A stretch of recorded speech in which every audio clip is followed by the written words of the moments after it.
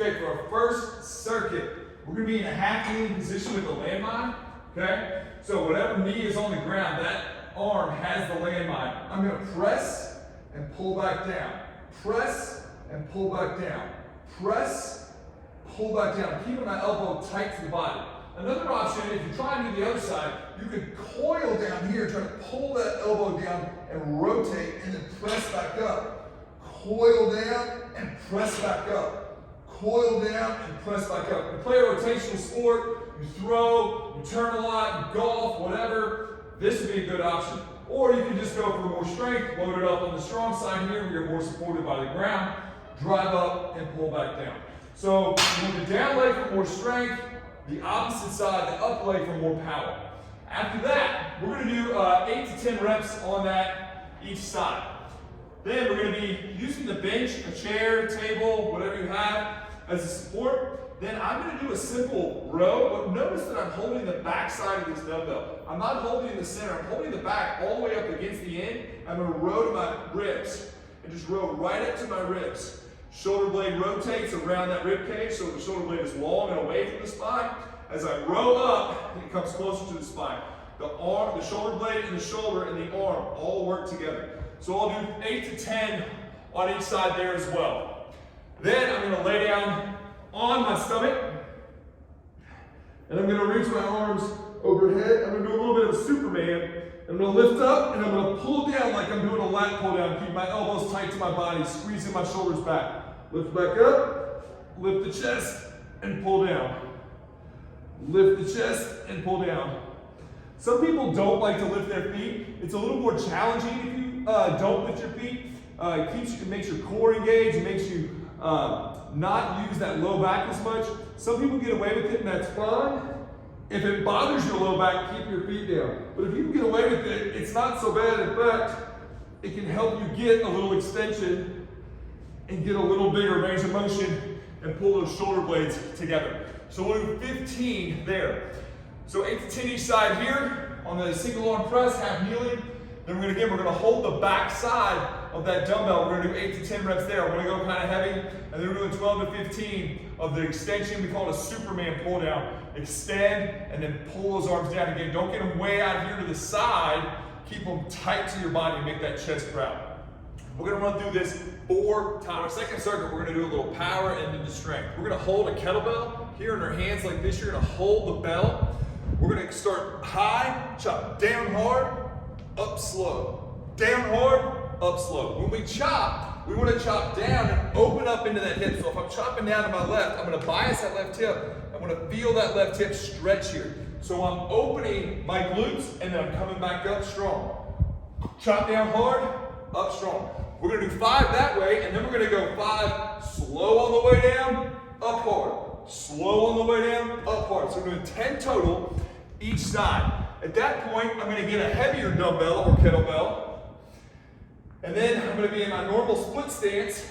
And I'm going to work kind of a squinge. I'm not really hinging, I'm not really squatting. I'm just trying to go back into that big stretched glute and stand back up. So it's the same kind of move I did before, where I'm internally rotating here at the hip, at the pelvis, and I'm shooting that hip back out, getting a nice stretch in that butt cheek, and then driving back up. Big stretch, driving back up. I've got my stick here to stabilize myself. That way I can really push that weight and really feel that stretch in the glute.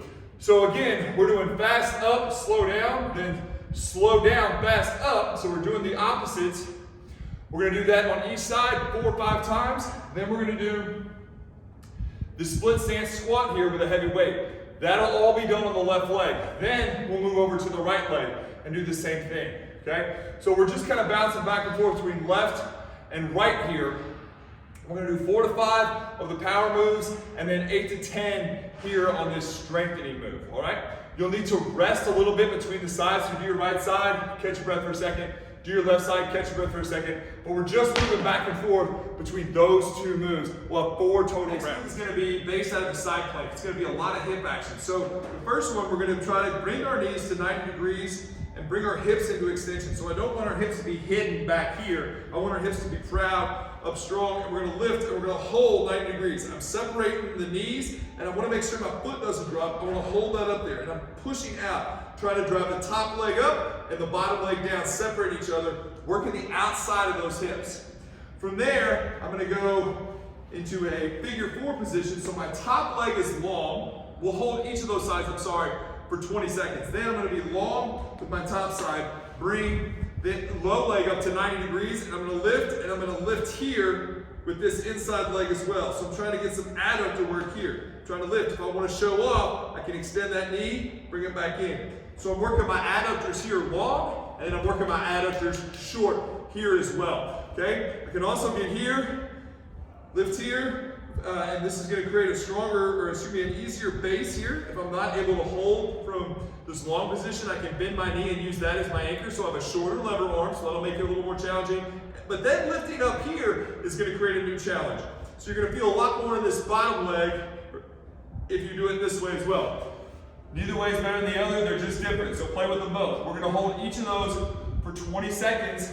Then obviously we'll do the other side as well. Again, 20 seconds with each of those. And then we're going to go into a kettlebell swing. So a quick fundamental review of the kettlebell swing. Start with our feet. You're finding that balance, front to back of your foot. We don't want to be back here in the heels. We actually kind of want to bias the toes a little bit. We're going to start with the kettlebell in front of us, tipped on its side. We're going to hike the kettlebell back, shoot it forward. Hike back, shoot it forward. Every time we go back, our glutes get long, and then we just contract and go forward. Long glutes, contract to go forward. Long glutes, contract to go forward. Okay? When we shoot back, we keep that kettlebell tight to our body, and then we shoot the kettlebell out. We never overextend. Our core stops us, throws the brakes on from going out too far. The kettlebell will travel. It'll have a moment of weightlessness. We will then rip it down. Again, keep it tight to the groin. We'll complete 4 rounds here. For our last game, we're having a little fun upper body conditioning circuit. So we're gonna do as many chins. So for our last circuit, we're gonna do a little upper body conditioning session. So we're gonna do chin-ups and then we're gonna do push-ups. We're gonna do 3 rounds. Now, how many chin-ups and push-ups you do is gonna be an individual decision. All right, now we can do chin-ups here, like from a tall bar, like you would think, pulling ourselves up and down, okay? Somewhere in the 3 to 5 range. If you're good at chin-ups, we're trying to get maybe 3 to 5. Now, if they're too challenging, we can use an assist machine. And again, trying to get 3 to 5 reps, maybe more on the 5 in there. Or we can set up a barbell and you can sit underneath with your feet on the ground, do that. You could use the TRX with your feet on the ground. Okay, just taking some of that lower body weight away. You could use a bench, do a jump, and then do maybe an eccentric push-up. Maybe do less, 3 of those. All right, but we're trying to get a short 3 to 5 rep range of chin-ups based on your ability. We're gonna do the chin-ups, and then we'll immediately drop and we'll go to our push-ups. Okay, so now we're gonna do 5 to 8 push-ups, again, depending on our ability. So, nice smooth push-ups where the shoulder blades come together, press apart. You're gonna be tall at the top, even a little round. You're pressing through the ground. Keep those shoulders over top of the hands. You wanna make sure that you're not butt way up in the air. You wanna make sure that you're not sagging down here as well. We want that core nice and strong, okay? And we'll do 5 push-ups, 5 to 8 push-ups. So you're doing chin-ups, push-ups. We're gonna repeat, go again, chin-ups, push-ups. Then we're gonna repeat, go again, chin-ups, push-ups. That's 1 set. So you're doing 3 of those. So how many push-ups and chin-ups you're doing? 3 rounds. Then we're gonna rest for 2 minutes. Let your body get a drink, let your heart rate come back down. You should have a pretty sick pump, your arms are pretty tired. We're gonna do this twice.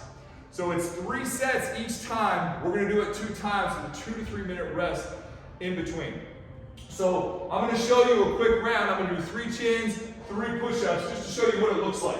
So we're gonna do 1, 2, 3. Then I immediately go down in my push-ups.